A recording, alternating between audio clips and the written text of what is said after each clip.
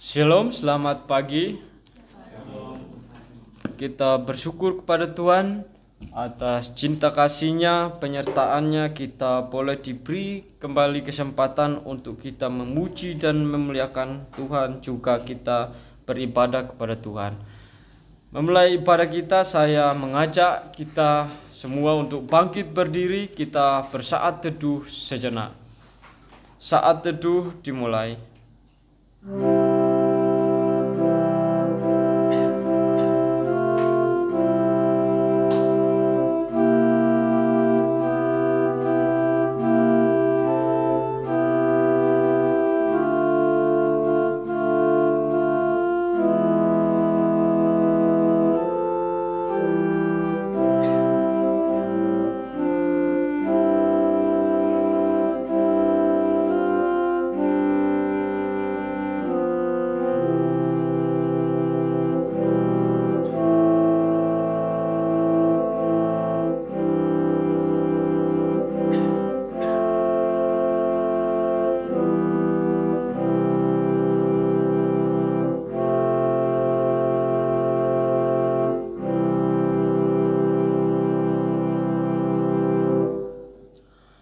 Pertolongan kita adalah dalam nama Tuhan yang menjadikan langit dan bumi. Amin.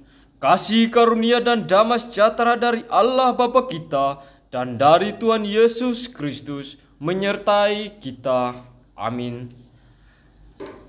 Mari kita memuji Tuhan dari KPPK nomor 3, Walau Seribu Lidahku. Kita menyanyikan keempat baitnya.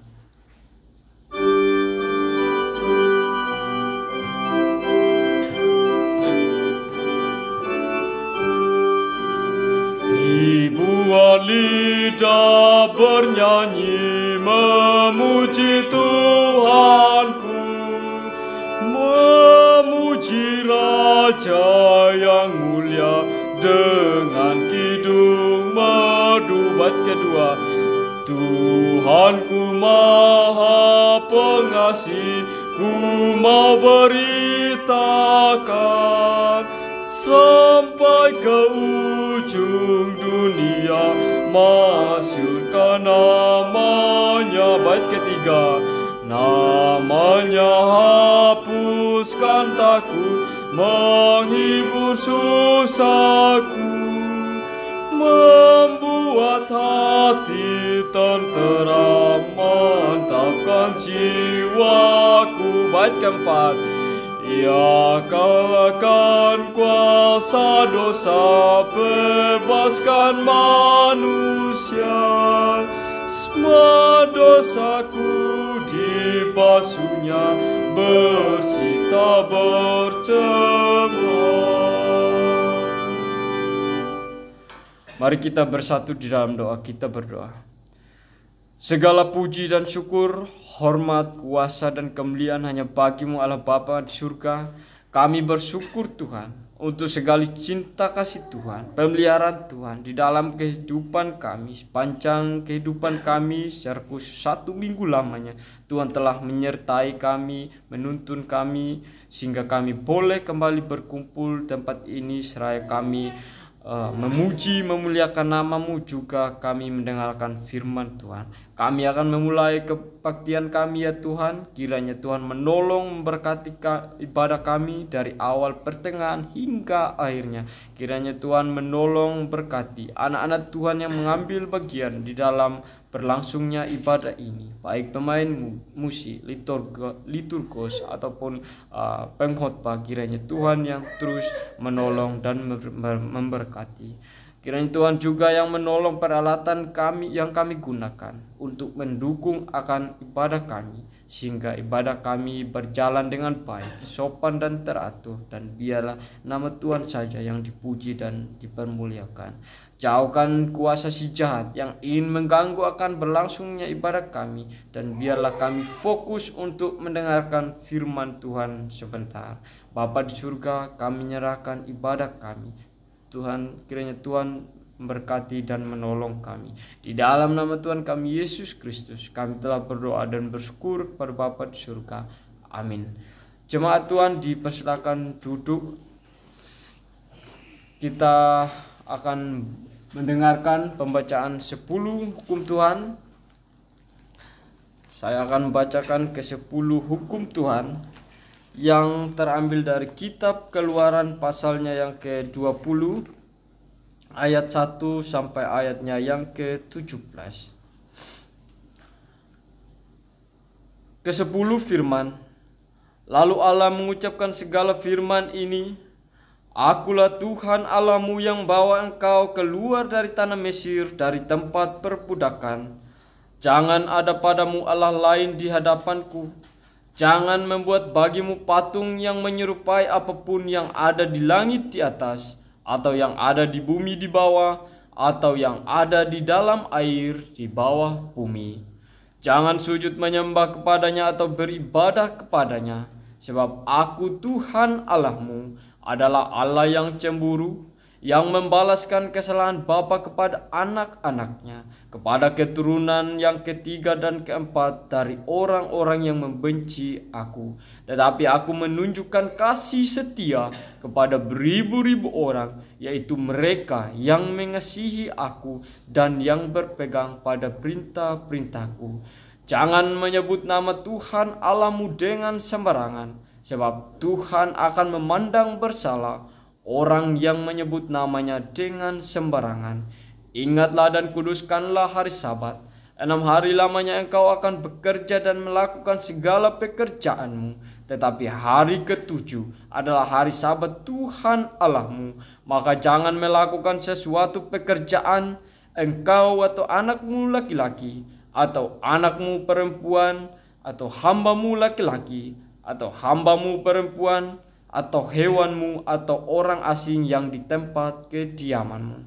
Sebab 6 hari lamanya Tuhan menjadikan langit dan bumi, laut dan segala isinya, dan ia berhenti pada hari ke-7. Itulah sebabnya Tuhan memberkati hari Sabat dan menguduskannya. Hormatilah ayahmu dan ibumu, supaya lanjut umurmu di tanah yang diberikan Tuhan Allahmu kepadamu.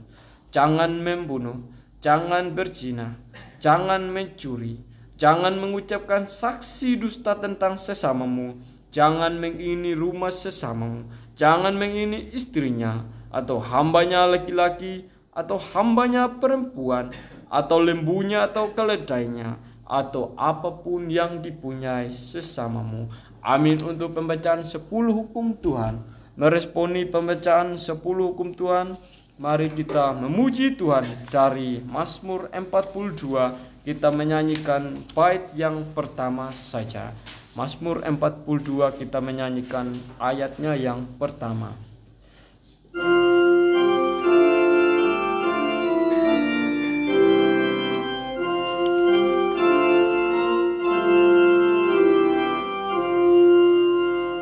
Bagai rusa berdahaga, rindu air yang segar, ku rindukan dikawala mata air yang benar. Aku haus padamu, sumber hidup Allahku. Kapan kau menyambut aku dan kulihat hadiratmu.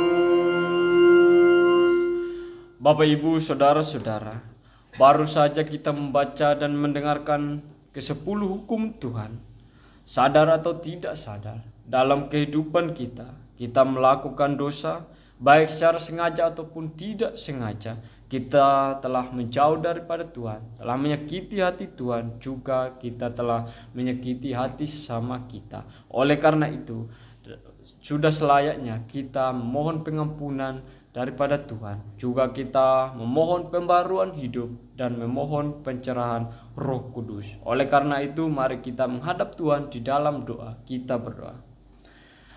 Bapa kami di surga, kami bersyukur Tuhan, Kami sudah diingatkan dan kami sudah ditegur melalui pembacaan 10 hukum Tuhan. Ketika kami melihat diri kami, ya Tuhan, kami adalah manusia yang layak dibinasakan. Karena tidak sedikit pun kami mampu untuk mematuhi segala titah Tuhan yang Tuhan telah hukumkan di dalam ke-10 hukum Tuhan, di mana ada perintah dan larangan Tuhan yang tidak semuanya kami penuhi. Kami telah menjauh daripada Tuhan. Kami melakukan dosa, baik secara sengaja, tidak sengaja, melalui pikiran kami, perkataan kami, tindakan kami. Kami telah menyakiti hati Tuhan, juga kami menyakiti hati sesama kami. Biarlah kiranya Tuhan sendiri mengampuni segala dosa kami, dan melalui pengorbanan Tuhan kami Yesus Kristus di atas kayu salib, kami boleh diselamatkan. Kami boleh dibasuh oleh darah Kristus, dan kami boleh dilayakkan di dalam kebaktian kami pada pagi hari ini. Biarlah kami datang di hadapan Tuhan tanpa dosa. Bapa di surga, kiranya Tuhan menolong kami sehingga kami menjadi anak Tuhan yang terus menjauhi dosa, yang terus melakukan kehendak Tuhan. Kami juga memohon pembaruan hidup di dalam kehidupan kami. Biarlah Roh Kudus selalu ada dalam kami, dan kami terus diperbarui untuk kami melawan dunia ini yang gelap akan dosa. Kami juga memohon, ya Tuhan, pencerahan Roh Kudus di dalam kehidupan kami. Biarlah semuanya kami lakukan untuk memuliakan nama Tuhan saja. Kami mohon juga pencerahan Roh Kudus di dalam kebaktian kami sebentar, juga di dalam kami mendengarkan firman Tuhan. Biarlah kami dicerahkan oleh Roh Kudus. Bapa di surga, kami mohon pengampunan dosa hanya di dalam nama Tuhan kami Yesus Kristus. Kami telah berdoa dan bersyukur pada Bapa di surga. Amin. Bapak, Ibu, saudara-saudari, mari kita kembali memuji Tuhan dari Mazmur 42 ayatnya yang kedua, tiga, dan keempat.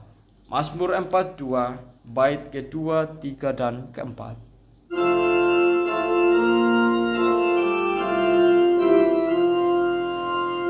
Air mata itu saja, siang malam panganku, seharian ku ditanya, hai di mana Allahmu? Hati gundah mengenang waktu aku terdepan, pimpin umatmu dahulu, bersiara ke rumahmu. Bait ketiga. Oh jiwaku yang gelisah, karena apa tertekan, putus asa dan tangisan, jangan kau beri menang, tapi haraplah teguh pada Allah hidupmu. Akan lagi ku bermazmur bagi Allah penolongku. Bait keempat. Di tengah-tengah tekanan, ku teringat padamu, jauh di gunung ku tertahan, di jaringan lawanku, hujan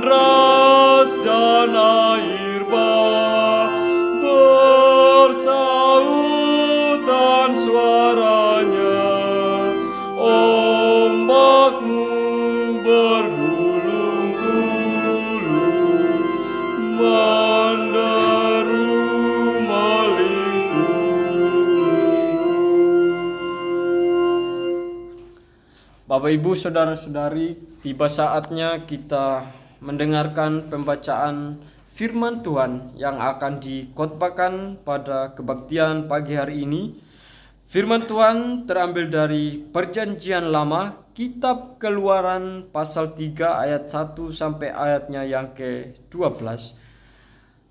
Keluaran 3 ayat 1 sampai ayatnya yang ke-12. Saya akan bacakan dan Bapak Ibu boleh menyimaknya dalam kitabnya masing-masing. Adapun Musa, ia biasa menggembalakan kambing domba Yitro, mertuanya, imam di Midian. Sekali ketika ia menggiring kambing domba itu ke seberang padang gurun, sampailah ia ke gunung Allah, yakni gunung Horeb. Lalu malaikat Tuhan menampakkan diri kepadanya di dalam nyala api yang keluar dari semak duri. Lalu ia melihat dan tampaklah semak duri itu menyala tetapi tidak dimakan api. Musa berkata, "Baiklah, aku menyimpang ke sana untuk memeriksa penglihatan yang hebat itu. Mengapakah tidak terbakar semak duri itu?" Ketika dilihat Tuhan bahwa Musa menyimpang untuk memeriksanya, berserulah Allah dari tengah-tengah semak duri itu kepadanya, "Musa, Musa." Dan ia menjawab, "Ya Allah."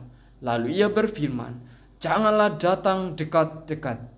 Tanggalkanlah kasutmu dari kakimu, sebab tempat di mana engkau berdiri itu adalah tanah yang kudus." Lagi ia berfirman, "Akulah Allah ayahmu, Allah Abraham, Allah Ishak, dan Allah Yakub." Lalu Musa menutupi mukanya sebab ia takut memandang Allah. Dan Tuhan berfirman, "Aku telah memperhatikan dengan sungguh kesengsaraan umatku di tanah Mesir. Dan aku telah mendengar seruan mereka yang disebabkan oleh pengerah-pengerah mereka. Ya, aku mengetahui penderitaan mereka. Sebab itu aku telah turun untuk melepaskan mereka dari tangan orang Mesir dan menuntun mereka keluar dari negeri itu ke suatu negeri yang baik dan luas, suatu negeri yang berlimpah-limpah susu dan madunya, ke tempat orang Kanaan, orang Het, orang Amori, orang Feris, orang Hewi, dan orang Yebus. Sekarang seruan orang Israel telah sampai kepadaku, juga telah kulihat betapa kerasnya orang Mesir menindas mereka. Jadi sekarang pergilah, aku mengutus engkau kepada Firaun untuk membawa umatku orang Israel keluar dari Mesir." Tetapi Musa berkata kepada Allah, "Siapakah aku ini? Maka aku yang akan menghadap Firaun dan membawa orang Israel keluar dari Mesir." Lalu firman-Nya, "Bukankah aku akan menyertai engkau? Inilah tanda bagimu bahwa aku yang mengutus engkau. Apabila engkau telah membawa bangsa itu keluar dari Mesir, maka kamu akan beribadah kepada Allah di gunung ini." Amin untuk pembacaan firman Tuhan yang akan dikhotbahkan sebentar. Meresponi pembacaan firman Tuhan sekaligus menyambut khotbah, mari kita memuji Tuhan dari KPPK nomor 143, kitab ajaib firman-Nya, kita menyanyikan keempat baitnya.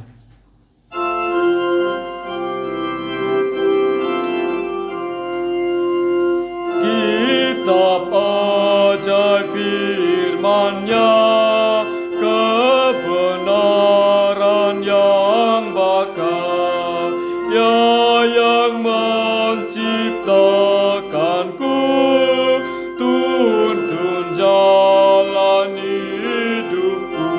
Bait kedua, tegurku karta jatuh, tuntunku dan jagaku, kelak menghadap tatanya, nyatalah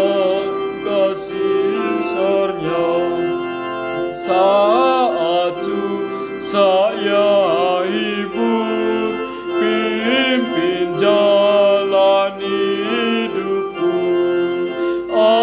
ajarkan ku bersandar, menangkan kuasa maut. Bait keempat, keselamatan ya berikan, agar ku tak binasa.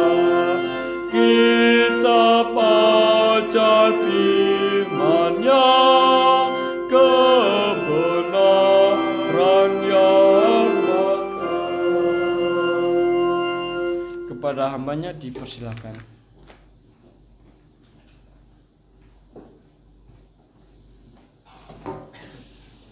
Mari kita berdoa. Bapa kami di surga, kami bersyukur Tuhan untuk hari ini, di mana Engkau masih memberikan kepada kami kasih-Mu dan anugerah-Mu, sehingga kami boleh beribadah kepada-Mu pada saat hari ini Tuhan. Bila kiranya Tuhan di dalam setiap apa yang kami lakukan, biarlah semuanya boleh berkenan di hadirat-Mu Tuhan. Sebentar lagi Tuhan kami mau mendengarkan firman-Mu, kiranya Engkau sendiri Tuhan yang menolong kami, memberikan kepada kami pengertian supaya kiranya kami boleh mengerti dan boleh memahami setiap rahasia firman-Mu ini Tuhan. Dan kiranya Engkau juga menolong hamba-Mu yang memiliki banyak sekali kekurangan, kelemahan, dan keterbatasan ini untuk boleh menyampaikan apa yang sesuai dengan kehendak-Mu Tuhan. Kiranya Roh Kudus-Mu yang akan senantiasa menolong hamba-Mu ini Tuhan, supaya boleh menyampaikan kebenaran firman-Mu Tuhan. Terima kasih Tuhan, hanya di dalam nama Tuhan Yesus kami berdoa. Amin. Baik Bapak Ibu dan saudara-saudara sekalian, hari ini kita bersyukur karena Tuhan masih memberikan kepada kita kesempatan dan anugerah-Nya untuk kita boleh senantiasa hidup memuliakan dan mengagungkan Tuhan dalam seluruh kehidupan kita. Bapak Ibu dan saudara-saudara, tadi teks yang kita baca mengenai Musa, di mana dalam Keluaran pasal yang ketiga ayat 1 sampai ayat yang ke-12, yaitu menggambarkan bagaimana saat-saat Musa mendapatkan panggilannya itu. Bapak Ibu dan saudara-saudara, kalau kita melihat seorang Musa adalah salah satu tokoh di dalam perjanjian lama yang salah satu juga besar juga, karena di mana waktu kelahirannya saja unik, bagaimana hidupnya aja juga bagaimana sangat unik sekali. Selama 3 bulan setelah kelahiran Musa, dia harus dijaga sama orang tuanya, setelah itu harus dihanyutkan ke sungai. Bahkan dalam kehidupan Musa, setelah dia dihanyutkan ke sungai atas perkenanan Tuhan, Musa boleh ditemukan oleh putri Firaun. Bahkan juga Musa boleh belajar dari kehidupan atau para bangsawan dari para Mesir, orang-orang Mesir. Bapak Ibu dan saudara-saudara, dalam kehidupan Musa, pada waktu Musa masih kecil, kita melihat bahwa Musa banyak dipengaruhi oleh kebudayaan Mesir, di mana selama 40 tahun yang pertama, dia berada di Mesir. Berada di Mesir, bagaimana dia sebagai seorang anak angkat dari putri Firaun, dia mendapatkan pendidikan yang tinggi, sesuai dengan standarnya Mesir pada saat zaman itu. Bukan hanya pendidikan, bahkan juga mungkin fasilitas, bahkan lain-lain juga, sebagaimana seorang anak angkat dari seorang putri Firaun. Ini adalah suatu kehidupan Musa, di mana dia boleh belajar pengetahuan, belajar hikmat, belajar strategi perang, belajar filsafat, dan lain-lain. Seluruh hikmat yang ada di Mesir pasti dipelajari oleh seorang yang bernama Musa. Walaupun Musa sendiri bukan seorang Mesir, tetapi karena perkenanan Tuhan, Musa mendapatkan anugerah untuk belajar di situ. Bapak Ibu, setelah 40 tahun Musa berada di Mesir, mendapatkan ilmu pengetahuan. Bahkan setelah itu, apa yang terjadi? Dia mulai menyadari identitasnya sebagai seorang Yahudi, sebagai seorang Israel. Di mana pada saat kejadian suatu saat ada suatu kejadian, ada seorang Yahudi, oleh orang Israel dan oleh orang Mesir berantem. Ada bercocok kata-kata yang kemudian apa yang terjadi? Musa membela orang Yahudi, orang Israel tadi, dan membunuh orang Mesir tadi. Dan orang Mesir itu ditutupi di atas pasir. Itu adalah momen yang pertama. Pada saat momen itu dia ketahuan, kemudian dia melarikan diri ke padang gurun di Midian. Yang kedua, di dalam 40 tahun yang kedua, dia berada di padang pasir, di mana di padang gurun atau padang pasir ini dia boleh mengenal. Kalau pada saat 40 tahun yang pertama dia berada, akulah ini loh Musa, semua fasilitas kemewahan saya dapat, hikmat dari Mesir, kekayaan semua pasti dia dapat, karena dia sebagai seorang pangeran. Setelah 40 tahun yang kedua, di mana Musa itu belajar di padang gurun, bagaimana dia belajar mengerti dan boleh memahami Allah itu seperti apa. Sebagai seorang yang memiliki pengetahuan, memiliki intelektual yang sangat tinggi, pada saat dia datang ke Mesir, pada saat dia datang ke Midian, dia berada di bawah naungan Yitro. Dia menikah dengan salah satu anaknya Yitro. Dia kemudian di sana menjadi seorang gembala. Bapak Ibu dan Saudara, seorang yang berpengetahuan, seorang yang intelektual, hanya mempunyai pekerjaan seorang gembala kambing. Itu ada berupa yang pertama itu merupakan sesuatu kekejian Bapak Ibu ya. Itu belajar sesuatu kerendahan hati dari seorang yang bernama Musa ini. Bagaimana seseorang yang kalau mungkin zaman sekarang seseorang yang sudah doktor, profesor dan yang lain-lain, dia belajar menjadi seorang penggembala domba. Itu membutuhkan sesuatu kerendahan hati. Bagaimana mungkin ilmu-ilmunya, kebijaksanaan dulu mungkin tidak akan dipakai. Tapi pada saat dia menjadi seorang gembala, dia belajar menjadi seorang sangat rendah hati. Ini kita perlu belajar, kita perlu mengerti di mana pada 40 tahun yang kedua Musa berada di titik yang paling bawah. Titik yang paling tidak mengenakan. Tetapi kita tahu bahwa titik yang paling bawah itu bukan akhir dari kehidupan Musa, tetapi bagaimana itu adalah awal di mana Musa boleh mengerti dan boleh mengenal Allah. Ini adalah sesuatu keindahan di dalam kehidupan Musa dalam tahun yang kedua, 40 tahun yang kedua. Di mana pada saat 40 tahun kedua dia sudah menikah dengan Sipora dan dia melahirkan beberapa. Di mana pada saat itu dia boleh memahami bagaimana penyertaan Tuhan kepada Musa di dalam kehidupannya. Ini adalah sesuatu hal yang sangat indah yang perlu kita pelajari dari sosok Musa. Pada saat hari ini kita akan melihat bagaimana Musa menerima panggilan dari Tuhan ini. Sesuatu hal yang sangat unik Bapak Ibu. Musa sebagai seorang gembala yang memiliki rutinitas. Setiap pagi, setiap malam mungkin harus jauh-jauh dari keluarga, dia harus pergi ke padang gurun atau ke padang rumput untuk mencari rumput-rumput, bahkan air itu yang dicari sebagai seorang gembala. Bapak Ibu dan saudara-saudara, pada saat Musa melakukan tugasnya, melakukan suatu kewajibannya sebagai seorang gembala, dia mengalami bagaimana itu panggilan dari Tuhan itu. Kalau kita melihat sosok dari panggilan Tuhan itu, yaitu saya akan membacakan Bapak Ibu dan saudara. Adapun Musa biasa mengembalakan kambing domba Yitro, mertuanya Imam Midian. Sekali ketika ia menggiring kambing domba itu ke seberang padang gurun, sampailah ia di gunung Horeb, ke gunung Allah, yakni gunung Horeb. Lalu malaikat Tuhan menampakkan diri kepadanya di dalam nyala api yang keluar dari semak duri. Lalu ia melihat dan tampaklah semak duri itu nyala tetapi tidak dimakan api.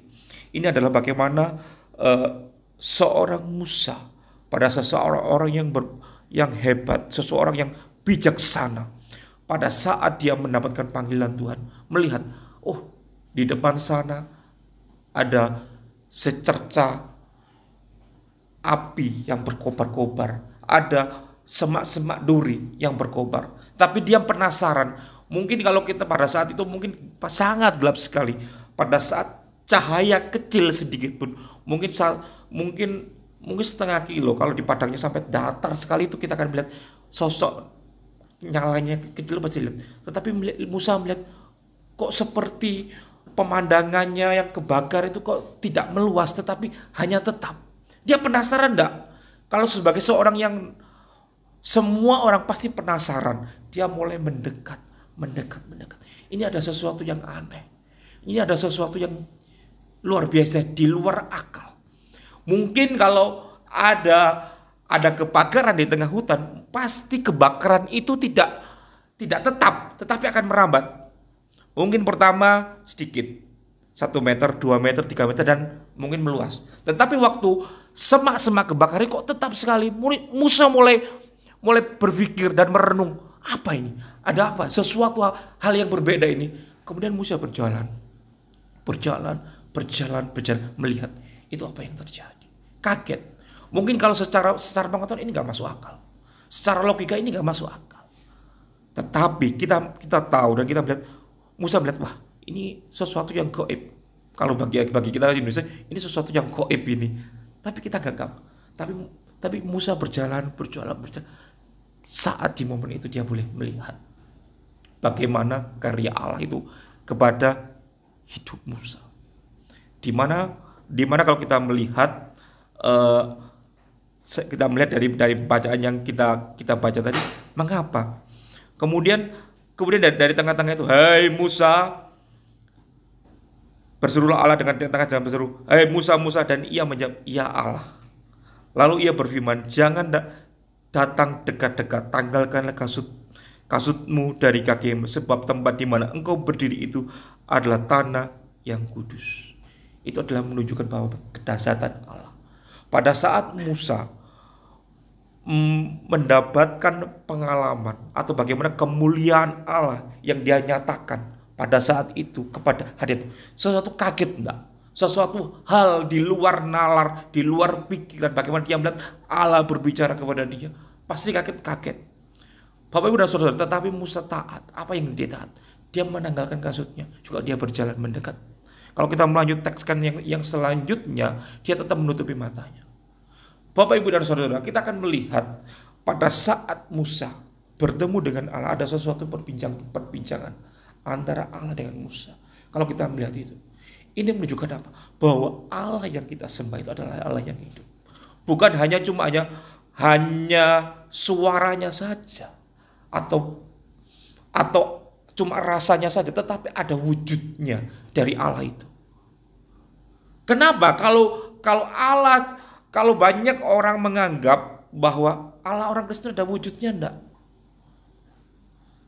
Ada bentuk wujudnya enggak? Nyata. Ini waktu kejadian Musa ya, ada wujudnya. Pada saat dia dalam wujud nyala-nyala api, dan kemudian ada perbincangan antara Allah dengan Musa.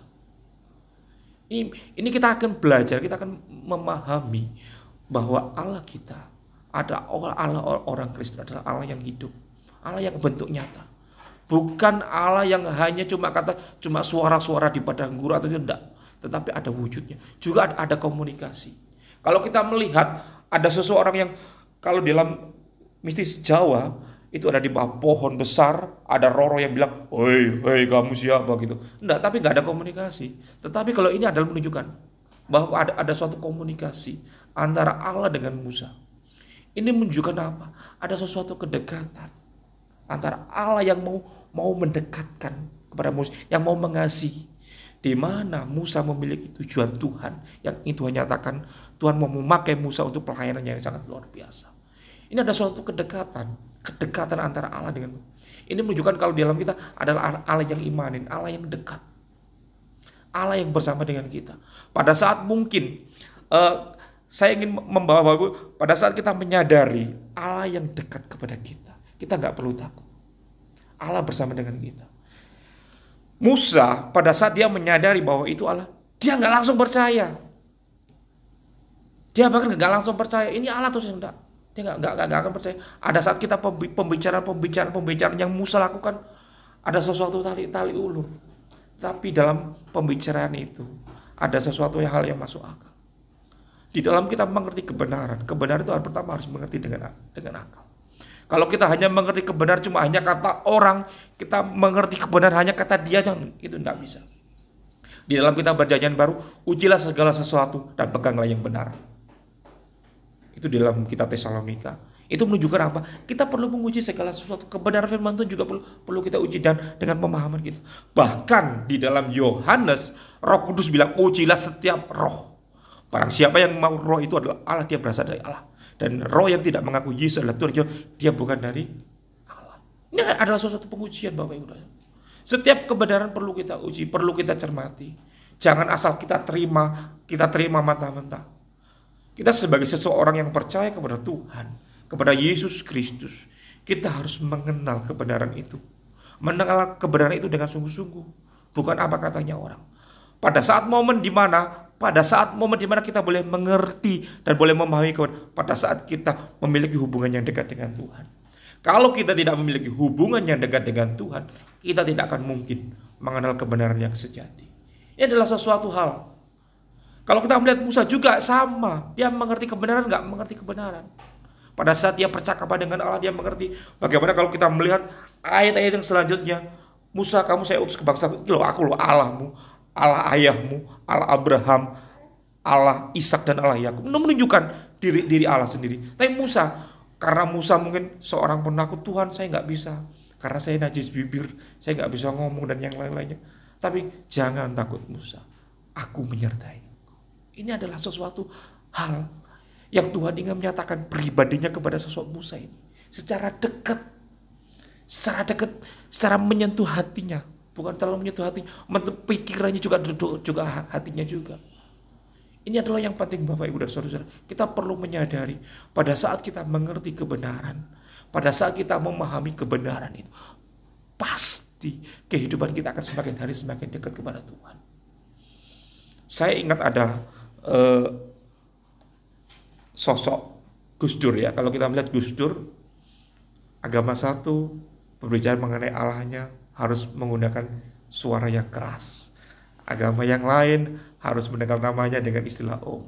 Tetapi kalau kita orang Kristen, katanya Gus Dur, kita menyebut Tuhan Allah itu dengan Bapa.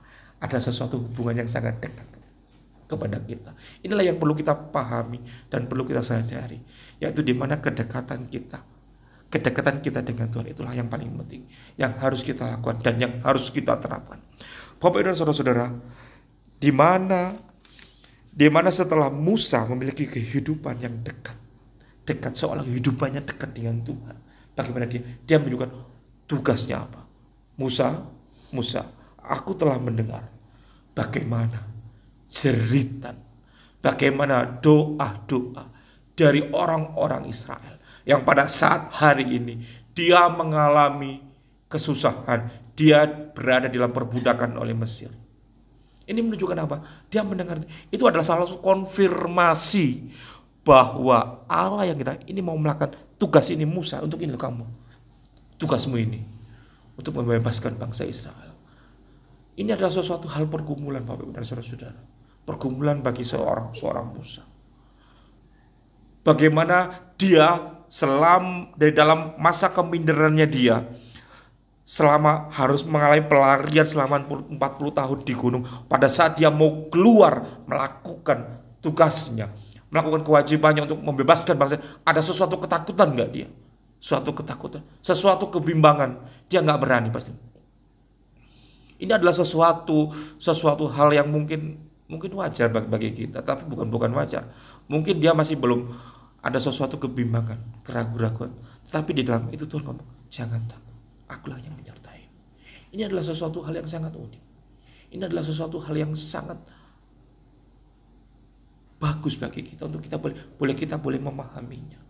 Pada saat kehidupan Musa, dia mengalami titik di mana aku tahu, aku harus bebas, aku harus dipakai oleh Tuhan Allah untuk membebaskan ini.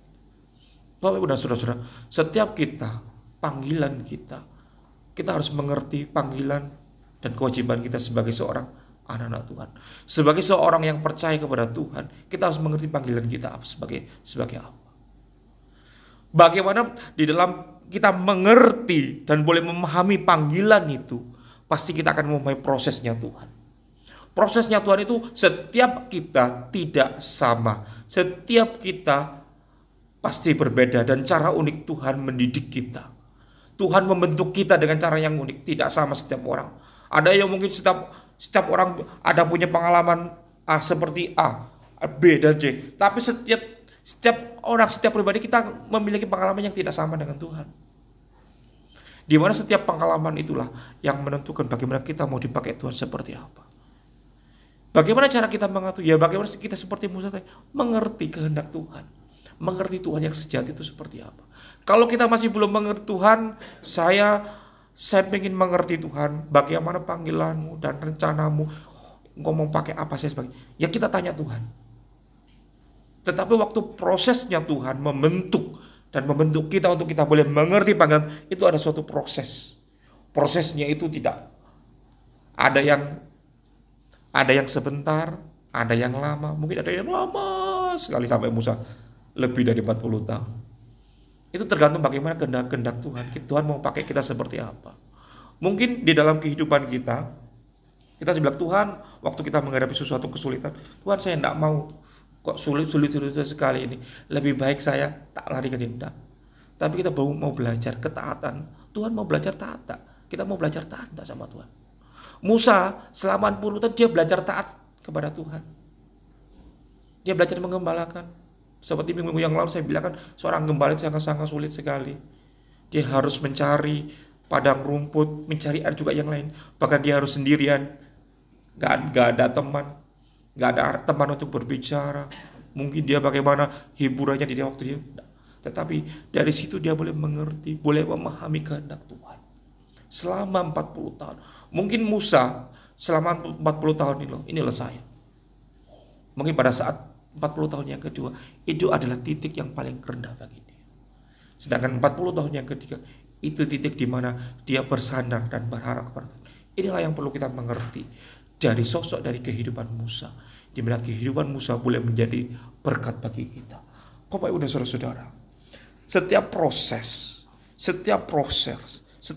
yang Tuhan berikan kepada kita itu tidak sama. Mari kita mengerti kehendak Tuhan untuk kita boleh kerjakan dan untuk kita boleh lakukan. Dengan proses yang dari Tuhan itu, kita boleh mengerti bagaimana indahnya, bagaimana hubungan yang dekat dengan Tuhan itu. Mungkin kita sekolah ada maksanya, kalau SD, SMP, SMA, dan mungkin kuliah dan beberapa itu hanya beberapa tahun. Tetapi Musa sampai 40 tahun, di mana pergumulannya sungguh sangat luar biasa. Sehingga nanti Tuhan bisa memakai Musa menjadi seorang alatnya yang membebaskan bangsa Israel keluar dari tanah Mesir. Ini menunjukkan apa? Proses pembentukan Tuhan. Di mana pada saat ia berserah diri kepada Tuhan, menyerahkan segala sesuatu kepada Tuhan, Tuhan menyertai dia. Bahkan Tuhan menyatakan bagaimana anugerahnya, kuasanya di dalam kehidupan Musa pada saat Musa memimpin bangsa Israel keluar dari tanah Mesir dengan penyertaan Tuhan. Itu menandakan Musa juga diproses. Dalam prosesnya dengan itu sampai selesai. Dan pada akhirnya Musa boleh menyelesaikan tugasnya untuk menghantarkan bangsa Israel sampai ke tanah Kanaan. Walaupun Musa sendiri tidak bisa masuk ke tanah Kanaan, karena ada dosa dan pelanggaran Musa, karena dia tidak taat kepada Tuhan. Tetapi dari sosok Musa ini boleh diceritakan menjadi seseorang yang berpengaruh di dalam kitab Perjanjian Lama. Bahkan sampai sekarang Musa itu dikenang. Bahkan kita sebagai orang percaya, kita boleh mengenang Musa. Bagaimana kehidupan Musa itu. Demikianlah Bapak Ibu firman Tuhan. Mari kita berdoa. Bapa kami di surga, kami bersyukur Tuhan untuk kasih setiamu, untuk firman Tuhan yang sudah kami dengar, yang sudah kami pelajari. Bagaimana sosok kehidupan Musa, di mana ia boleh dipanggil Tuhan dan ia boleh taat, bahkan juga dia boleh mengerti dan boleh mengenal Tuhan secara pribadi. Bahkan juga Musa menyadari bahwa hubungan yang dekat dengan Tuhan itu sungguh sangat indah. Bahkan Musa juga sendiri mengerti panggilan Musa untuk Tuhan boleh pakai Musa sebagai hambanya. Biarlah kiranya Tuhan melalui ini boleh menjadi mengintrospeksi kami, supaya kiranya boleh menjadi anak-anak Tuhan yang boleh Tuhan pakai sesuai dengan bidang kami masing-masing. Dan bila kiranya Tuhan di dalam seluruh kehidupan kami boleh menjadi anak-anak yang takut akan Tuhan, dan kami boleh menjadi terang bagi orang-orang di sekitar kami, sehingga Tuhan keberadaan kami sebagai orang-orang Kristen Tuhan, kami boleh menjadi keberadaan yang boleh menyenangkan Engkau Tuhan. Dan kiranya Engkau memakai setiap kami masing-masing di dalam keberadaan kami, supaya kiranya kami boleh menjadi terang dan boleh menjadi saksi bagi setiap orang-orang di sekitar kami Tuhan. Terima kasih Tuhan, terpujilah nama-Mu. Hanya di dalam nama Tuhan Yesus kami berdoa, amin. Baik Bapak Ibu dan Saudara-saudara, kita akan memberikan persembahan Kita akan menyanyikan Mazmur 42. Kita menyanyikan ketiga baitnya untuk persembahan Danut. Saya serahkan kepada Saudara Michael untuk boleh melanjutkan.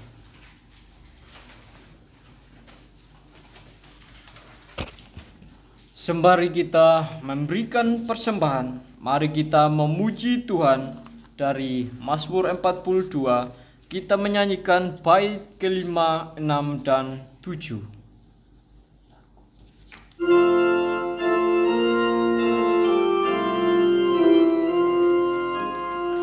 Sekiranya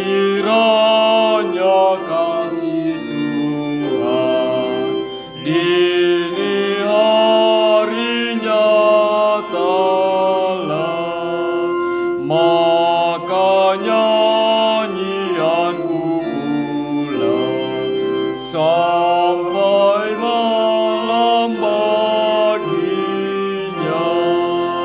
Kini gunung batuku, ku bertanya padamu, sudah kau tinggalkan daku, sudah lupakan hambamu. Bait ke-6. Tak kau lihat ku berkabung, ku semakin dikepung, pihak musuh telah bergabung, dan gaduhnya mendengung. Siang malam ku dengar nista dan olokannya, seperti tikaman maut. Hai, di manakah Allahmu? Bait ke-7. Oh jiwaku yang gelisah, karena amat tertekan, putus asa dan tangisan. Jangan kau beri menang, tapi haraplah teguh pada Allah hidupku. Akan lagi ku bermasmur bagi Allah penolong. Mari kita masuk dalam doa persembahan, syukur, dan syafaat. Mari kita bersatu di dalam doa. Bapa di surga, kami kembali bersyukur Tuhan, kami telah belajar dari firman Tuhan, di mana kami telah melihat teladan Musa yang Engkau pakai untuk membebaskan umat-Mu, bangsa Israel di perbudakan Mesir. Dan biarlah ya Tuhan, kami menjadikan Musa sebagai teladan. Kami boleh belajar untuk setia kepada Tuhan, dan biarlah kami juga dipakai untuk menyatakan kebenaran firman Tuhan di tengah-tengah dunia ini yang semakin gelap akan dosa. Bapa di surga, kiranya pemberitaan firman Tuhan yang telah disampaikan oleh hamba Tuhan tadi boleh memberkati kami, mendidik kami, dan biarlah kami boleh bawa pulang dan kami terapkan dalam kehidupan kami hari lepas hari. Berkati hamba Tuhan yang telah Engkau pakai untuk menyatakan kebenaran firman Tuhan. Kiranya Tuhan karuniakan terus hikmat, pengetahuan, dan kebijaksanaan kepadanya, sehingga ia terus mampu melayani Tuhan dan terus mampu melakukan setiap tugas dan kewajiban yang ada. Bapa di surga, kami telah memberikan persembahan. Kiranya persembahan yang telah kami berikan boleh dipakai untuk pekerjaan Tuhan di tempat ini. Berkati juga kantong-kantong persembahan kami sehingga boleh bertambah dan boleh diberkati, sehingga itu semua boleh dipakai demi peluasan gereja Tuhan dan nama Tuhan yang terus dimuliakan. Bapa di surga, berkati anak-anak Tuhan yang telah memberikan persembahan, berkati dalam tugas, tanggung jawab, dan pekerjaan. Bapa di surga, kami berdoa untuk pemerintahan kami, baik dari tingkat yang paling tertinggi presiden sampai pada tingkat yang terendah. Kiranya Tuhan yang terus memberkati, terus menolong pemerintahan kami Indonesia ini, sehingga pemerintah kami boleh menjalankan tugasnya dengan baik dan melakukannya dengan baik dan sesuai dengan hukum yang berlaku juga sebagai hukum agama. Bapa di surga, berdoa untuk bangsa dan negara kami Indonesia ini. Biarlah negara kami menjadi negara yang aman, damai, tentram, dan sejahtera. Kami berdoa untuk wilayah Kota Malang sendiri. Biarlah Kota Malang ini boleh menjadi wilayah yang aman, damai, penuh toleransi ya Tuhan. Bapa di surga, kami berdoa untuk gereja-gereja yang saat ini melakukan persekutuan, melakukan ibadah, baik di dalam gereja Tuhan maupun mereka yang belum memiliki tempat ibadah yang menetap. Kiranya Tuhan yang menolong sehingga mereka boleh terus setia untuk melayani Tuhan, beribadah kepada Tuhan apapun situasi dan kondisi di tempat mereka beribadah. Kami berdoa untuk GGRI secara khusus, baik yang berada di NTT, Papua, Kalimantan, kiranya Tuhan di Bali, kiranya Tuhan juga yang terus menolong, memberkati baik hamba Tuhan maupun jemaat-jemaat Tuhan. Kiranya Tuhan yang terus menolong gereja-gereja reformasi Indonesia ini. Bapa di surga, kami berdoa juga GGRI di Jawa. Kiranya Tuhan yang terus menolong, baik pusat maupun pos-pos. Kiranya Tuhan yang terus menolong. Bapa di surga, kami juga berdoa yang terlibat dalam penginjilan, baik di bidang misionaris. Kiranya Tuhan yang terus menolong dan memberkati, baik yang menginjili di kota maupun di pelosok-pelosok. Kiranya Tuhan juga yang menolong dan memberkati, melindungi mereka dimanapun mereka melakukan misi ya Tuhan. Kami juga berdoa untuk apologet Kristen yang dipakai Tuhan untuk terus menyatakan kebenaran Tuhan, yang terus mengcounter akan ajaran-ajaran sesat yang ingin menyesatkan domba-domba Tuhan yang Tuhan telah pilih, yaitu mereka yang menjadi umat tebusan Tuhan. Bapa di surga, sebentar lagi kami akan berpisah Tuhan. Kiranya Tuhan menolong dan memberkati kami, melindungi kami ketika kami berpisah dari tempat ini. Biarlah jika Tuhan berkehendak, minggu depan kami akan kembali berkumpul di tempat ini. Seraya kami akan kembali memuji, memuliakan Tuhan dan beribadah kepada Tuhan. Ini doa kami Tuhan. Hanya di dalam nama Tuhan kami Yesus Kristus kami telah berdoa bersyafaat kepada Bapa di surga. Amin. Saya kembalikan kepada Tuhan. Baik Bapak Ibu dan Saudara sekalian, saya undang semuanya untuk bangkit berdiri. Kita akan menyampaikan pengakuan iman rasuli. Aku percaya kepada Allah, Bapa yang Maha Kuasa, Khalik langit dan bumi, dan kepada Yesus Kristus, Anak yang tunggal Tuhan kita, yang dikandung dari Roh Kudus, lahir dari darah Maria, yang berderita sengsara di bawah pemerintahan Pontius Pilatus, disalibkan, mati dan dikuburkan, turun dalam kerajaan maut. Pada hari yang ketiga, bangkit pula dari antara orang mati, naik surga, duduk di sebelah kanan Allah, Bapa yang Maha Kuasa. dan dari sana ia akan datang untuk menghakimi orang yang hidup dan yang mati. Aku percaya pada Roh Kudus, gereja yang kudus dan am, persekutuan orang kudus, pengampunan dosa, kebangkitan tubuh, dan hidup yang kekal. Amin. Mari kita menyanyikan pujian doksologi kita, Mazmur 134.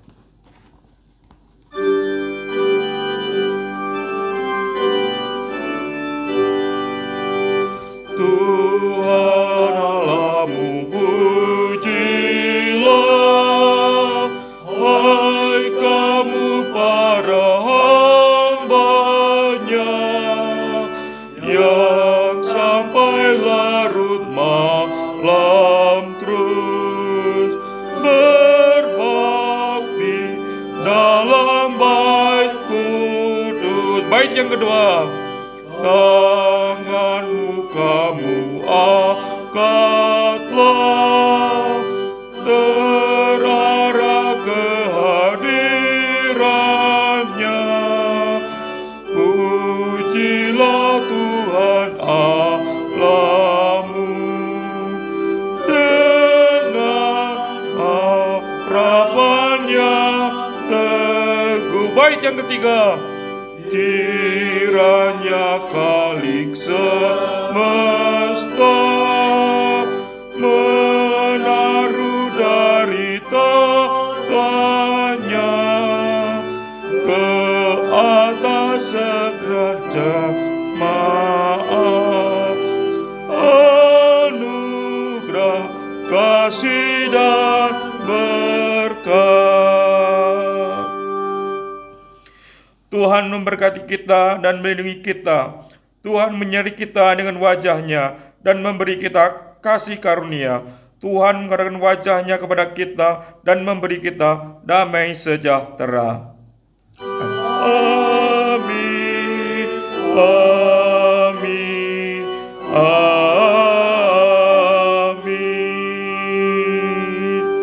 Silakan duduk Bapak Ibu, saat teduh dan ibadah selesai. Selamat hari Minggu.